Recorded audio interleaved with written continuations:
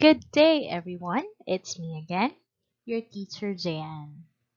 And I am back for our discussion for week number 2, the continuation of our lesson, Patterns of Paragraph Development. But now, we will be proceeding to, or we'll be moving on to the remaining patterns. And what are they?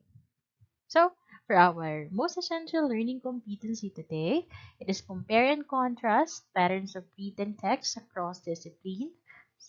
Learning objectives, the same with last week. The only difference is that we will now talk about the remaining patterns such as comparison and contrast, cause and effect, problem solution, and persuasion.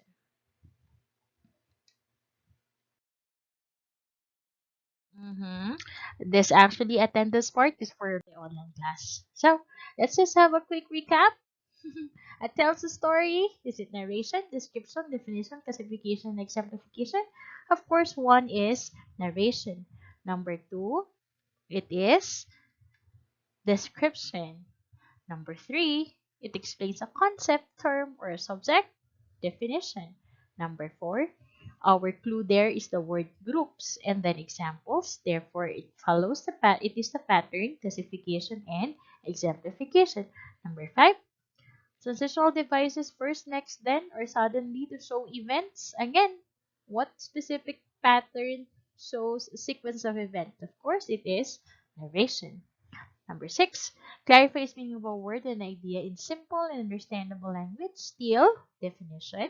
Number seven, explains main idea by providing illustration. Our magic word here is illustration, which also means example. So the answer is exemplification.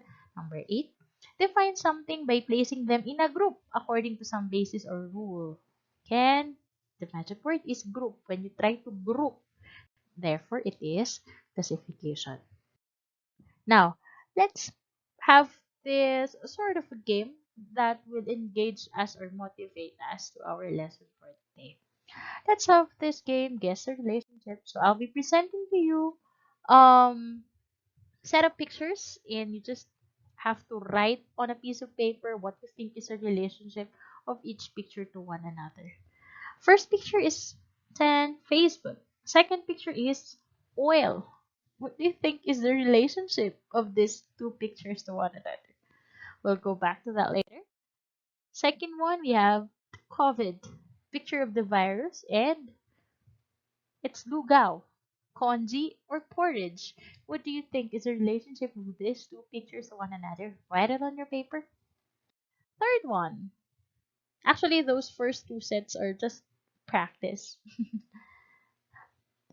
The set one is here. I have here three pictures, so tell me. Please write on a paper before I tell you what you think is the relationship of these three pictures to one another. Okay, these three pictures show, okay, it shows the educational, the modality, the learning modality that you are experiencing now.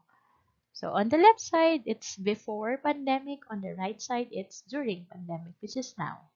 Before, classes are face-to-face. You go to school physically. You meet with your teacher and your classmates. You learn together. But now, because of the COVID-19 pandemic, we are doing the remote learning setup or distance learning. That's why there are two modalities under distance learning. We have online and we also have modular. So, to whichever you belong, I hope you are still doing well. So what do you think is yeah, that's a relationship. All of these are learning modalities. So what can you say about the picture on the left and pictures on the right? Can we compare these pictures to one another? Can we contrast them? Yes. Okay. What are the similarities? Similarities is that the aim is still learning the aim and hopefully you are still learning in whichever setup you are in before and then until now. What about the differences? There are a lot of differences. There are a lot of contrasting ideas and experiences I think you have at the moment. Of course, very obvious, it's the setup. One is face-to-face, the other one is remote or virtual. What about the experiences? In which um setup you are learning better or you are learning more? Is it before pandemic or during pandemic, or it's just the same? It doesn't matter. So that is set number one. Set number two, I have here COVID-19 picture, and Cavite province is now placed under enhanced community quarantine or ECQ. Actually, that was last week, and then it was announced now yesterday by uh Secretary Roque that the ECQ is extended in NCR plus bubble, and we belong to the bubbles. Now, what's the relationship?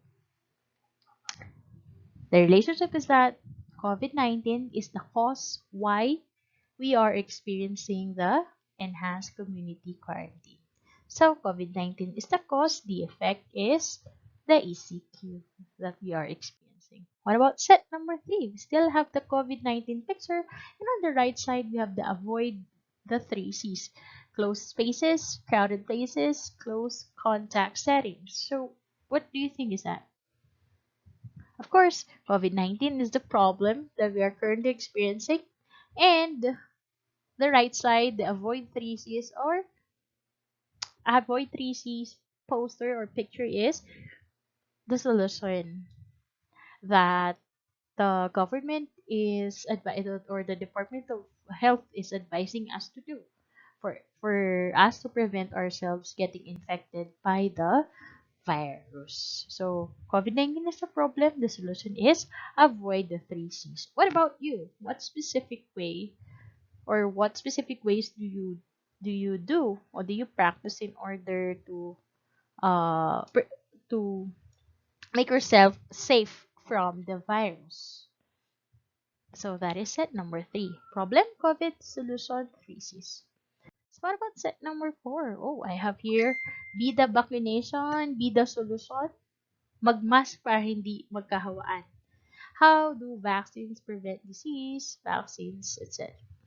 So what are these pictures? These pictures are actually advertisements, reminders from the Department of Health to wear masks, and it tells us information about vaccination. Why do you think these advertisements are being given by Department of Health?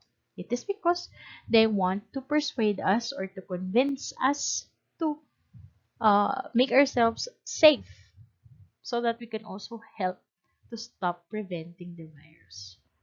So these are posters or advertisements that persuade us to do our job as citizens to stop the virus by wearing masks all the time and getting ourselves vaccinated.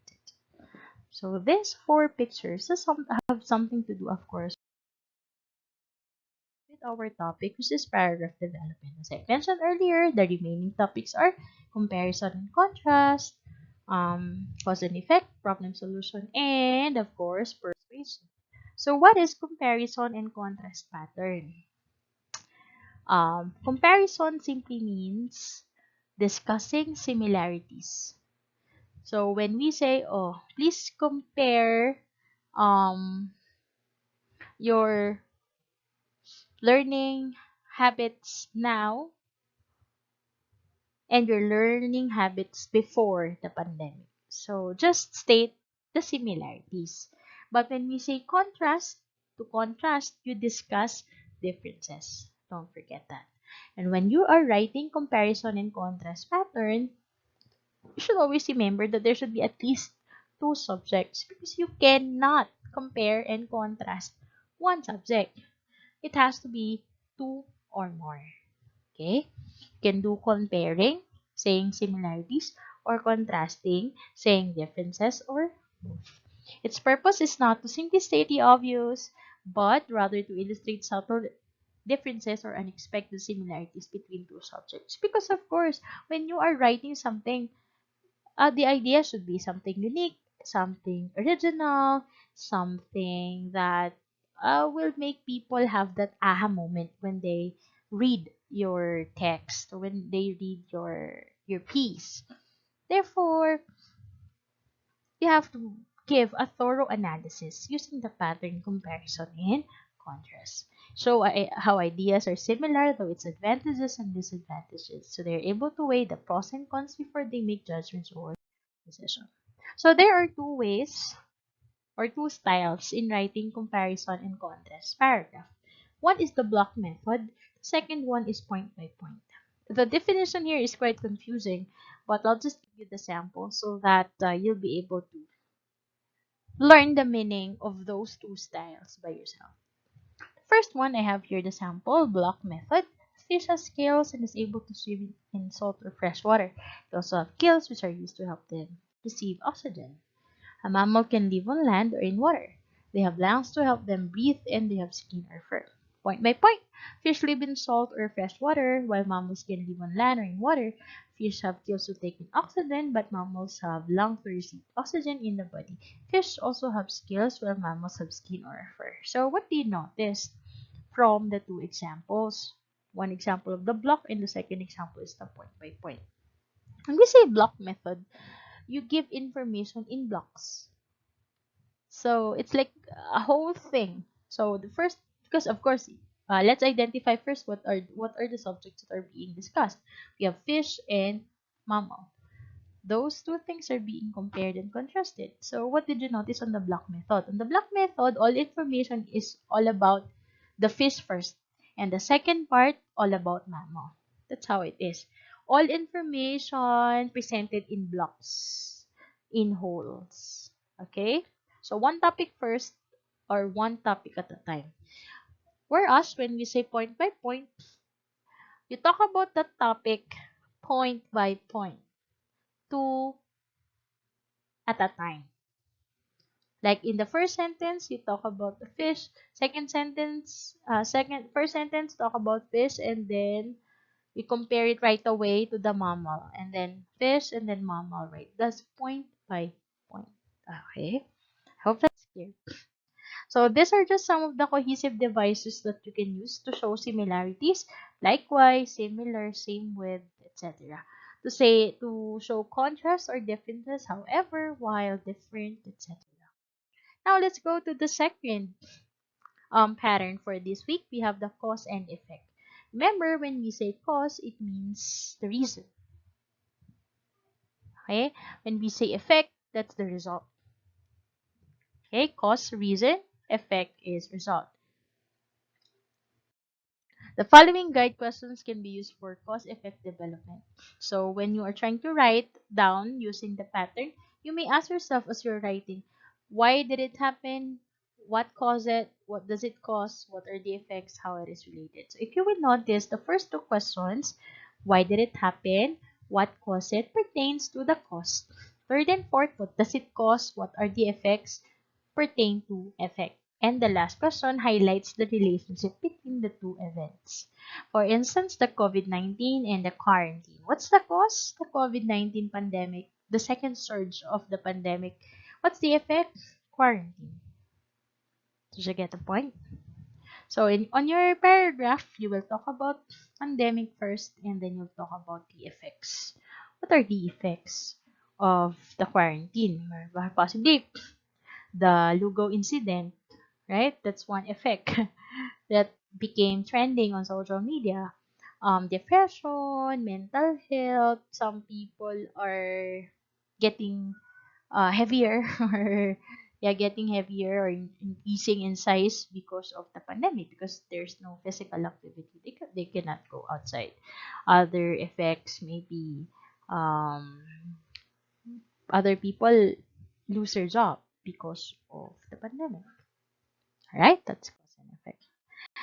Now, here are some signal words you can use for cause and effect. As a consequence, result of, because, now that, and since to express cause, well, accordingly, consequently, hence, so therefore, and this resulted in. And you can go back to your learner's packet and read that. Now, let's go to the third pattern, which is called problem and solution. This is very easy to understand. A problem solution essay presents a problem, of course, usually discussing several aspects of the problem, then concludes by discussing solutions to the problem.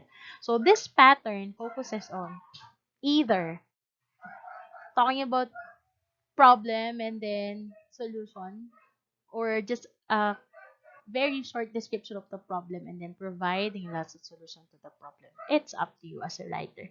But what's important is you have to be able to present the two important elements, the problem and what is your proposed solution to solve the problem. For instance, the COVID-19. Oh, that's a problem. What's the solution to the problem? In the pictures earlier, the solution is to follow the advertisement, which is avoid 3 C's. Closed contact, setting, crowded places, and closed places. That's it. Well, it's up to you. What other ways or solution or practices do you do in order for you to be safe from the virus? So that is actually a solution. Just discuss the problem a little bit and then provide solution. Here are the ways to address the problem. You can talk about the effects only, causes and effects, extended example. Also have ways to present solution, preventive measures, just like what we had a while ago, the 3 C's, that's a preventive measure. Series of steps. So you're gonna tell your reader or your audience how to solve something in a series of steps. One step-by-step process on how to solve a problem. Advice. You give some advice and helpful hints. For instance, the problem is maintaining a proper weight. So you give advice. You drink a lot of water. You sleep at least 6 or 7 hours, depending on your age. um you do exercise and you watch your diet. So those are advice. Those are possible solutions. Choice of solutions. Maybe you can have a lot of solutions presented to your reader and then let your reader choose among the solutions that you provide. That is problem solution. And again, here are the traditional devices that you can use. Now we go to the last pattern. We call it persuasive pattern or persuasion. Okay, when we say persuasion, it can be presented in different forms: argument, discussion, exposition, review, or even an advertisement. Just like what I presented earlier. You're being persuaded to protect yourself by wearing mask and getting yourself vaccinated through an advertisement by the Department of Health. In developing your own persuasive text, okay, remember there are important elements when you write a persuasive pattern. First, you need to have an issue. What is an issue? An issue is a topic. So what is a topic earlier? It's getting yourself protected or getting yourself vaccinated. That's a topic. Then this will be followed by a strong and specific argument. That's the second element. What is an argument? That's the question. An argument means an author's claim or position on a certain issue. For instance, again, the issue is it important to get yourself vaccinated to prevent the spread of COVID-19? What's your claim? What do you think about it? What's your thought? Do you agree or do you not agree? That's it. That's your claim. But it's not enough that you only say, "Oh, I agree, I need to be vaccinated. Oh, I don't need vaccine." You have to provide your explanation or your reason. Okay? Your reasoning, your explanation should be backed up by evidence, which can be factual, logical, statistical, or anecdotal in nature. Anecdotal in nature means based on experience. So again, we have the issue, you have your argument.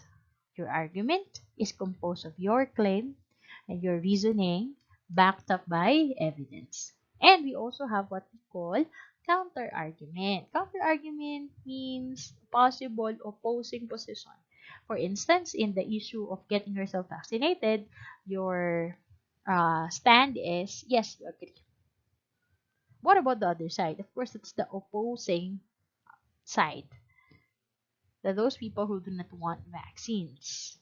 So think about their possible counter-argument. Think about their possible reasoning and try to debunk their counter-arguments. Because again, when you write a persuasive pattern, your main goal is to convince or to persuade your readers or your audience. That's why you have to be ready for counter-arguments. Because it makes your argument stronger. And aside from that, it makes the reader feel that you are someone who is well-read and that you weigh both sides of the issue before you come up with your position or your opinion. Alright? Okay, then lastly, you end your persuasive pattern with a conclusion, which is actually a restatement of your main argument. So when you say you agree with the vaccination because it is the best way to stop the spread of the virus, then you have to restate it. Okay? But when we say restate, it doesn't mean you will copy paste whatever you have written in the first part and then put it on the latter part of your paper. No, that's not how you do restating, but you rephrase or you reword the statement. Or you can also end your paragraph with a question. That's strong, a strong question, a strong quotation, or a call of action. That, of course, should be um, in agreement with your main argument. Okay? Finally, here are the questions that will guide you in writing a persuasive pattern, in using a persuasive pattern. Again, the element, what's the issue? What's your opinion? Opposing opinion? What are your reasons for your position? What are some cases or examples that support this? Or your evidence? Alright. I hope all those four patterns are clear to you. What are they again? Comparison and contrast, cause and effect, problem solution, and persuasion. Now, in this activity, there are statements and you will identify which pattern is being described. For number one, similarities and differences. So that is comparison and contrast. Number two, block method and point by point. Of course, comparison and contrast still. Why something happens? This is cause and effect, focusing on cause. Results of a particular event, it is cause and effect still, focusing on effects. It says problem and proposes solution. Of course, very simple, problem and solution. Number 6, it convinces the readers to support the writer's claim. Again, from the clue convince. So it is persuasion. It contains arguments because how will you convince your reader without arguments? It is persuasion. And your argument should have evidence. So number 8 is persuasion still. Number 9, unsatisfactory situation that causes trouble or difficulties and provides a way to remove them. So, it is problem and solution. Why? Unsatisfactory solution. And then, way to remove is solution. Lastly, reason of an occurrence and possible results. Reason, cause, results, effect. Now, for this activity, I'll be presenting to you 4 different paragraphs. Just identify the pattern used in each paragraph and just a short explanation why you think that is the pattern. So you have 10 seconds to read each paragraph. Okay. For this paragraph, the pattern is comparison and contrast. Why? Because this paragraph talks about two artists. We have Leonardo da Vinci and Michelangelo. And the author tries to tell you what are the similarities and differences of Leonardo da Vinci when it comes to their style or distinct style in art. Like for instance, Da Vinci has a feminine style, while Michelangelo, on the last sentence, it is stated masculine and dark. Second paragraph. Okay, this one talks about food poisoning, salmonellosis. And what happens because of food poisoning? What are the results of food poisoning? Consequently, people or patient may suffer from severe dehydration, vomiting, headaches, and body aches. Therefore, on the first part of the paragraph, cause is being described or being explained. On the latter part, all the effects of that particular cause or event, which is food poisoning, are being enumerated. So this paragraph follows cause and effect. Third paragraph. Okay. The fast food chain Charles Chicken wants to attract younger customers aged 13 to 17 to dine in their restaurants. The management is thinking of launching a new mascot called Cookie, a cool and trendy anthropomorphic chicken. This brand overall would be very expensive though, so they're also exploring digital marketing options through the web and social media. The company has promoted the brand at a lower cost. So, what is this all about? It is all about the ways that the company thought in order to attract younger customer. So therefore, there is a problem. They would like to attract younger customers ages 13 to 17. How will they do that? By launching a new mascot, which is Plucky. Aside from that, because it's kind of expensive, they will explore digital marketing. Therefore, this paragraph follows the pattern, problem, how to attract younger customers, and solution. Use of Plucky and social media. Lastly, the last paragraph is all about the pursuit of social success.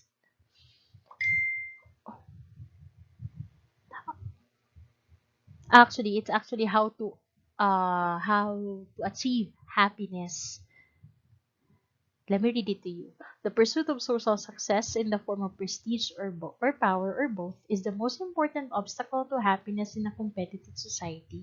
I am not denying that success is an ingredient in happiness, to some a very important ingredient, but it is not. By itself suffice to satisfy most people. You may be rich and admired, but if you have no friends, no interests, no spontaneous useless pleasure, you'll be miserable. Living for social success is one form of living by a theory, and all living by theory is thus the end, the seeking. So what is this all about? The ingredient to happiness. And the author is telling us that social success is the most important obstacle. Though it might be an ingredient to some, but it is not sufficient enough to make somebody happy. So what's the point of the author? The point is, we will really achieve that happiness if you have friends, you have interests, you have activities that you like doing aside from just being successful socially. So what is this pattern of development? Obviously, the author is trying to make a point and explain the point through argument. So this is an example of a persuasive pattern or persuasion. Now, I hope everything is clear to you guys, especially those samples of paragraph. You may use them as your a pattern or example in writing your activity for the assimilation. So for the assimilation, it's just the same. You will have to write short paragraph for each pattern. Minimum of 5 sentences, maximum of 10. It doesn't have to be long. Here are the topics that you can choose from for each pattern. Okay, just choose only one and write about it. Okay, so and here is how you will be graded, guys. I hope everything is clear, and if you have any question, just feel free. The assessment is for online class. No, the assessment through Google form. But for you, you have to answer. For the modular class, you have to answer the assessment on your paper. And lastly, you may include this reflection, 3-to-1 reflection on your paper as well. So when you submit, you may include the 3-to-1 reflection. Write there the 3 things you have learned from the session, 2 questions you still have, and 1 challenge you faced in learning. Okay, again, I hope everything is clear. But if you do have any question, again, feel free to post it on our group chat, and I will be willing to answer on the group chat. Okay, so see you again next time, guys. I hope you learned something. Bye.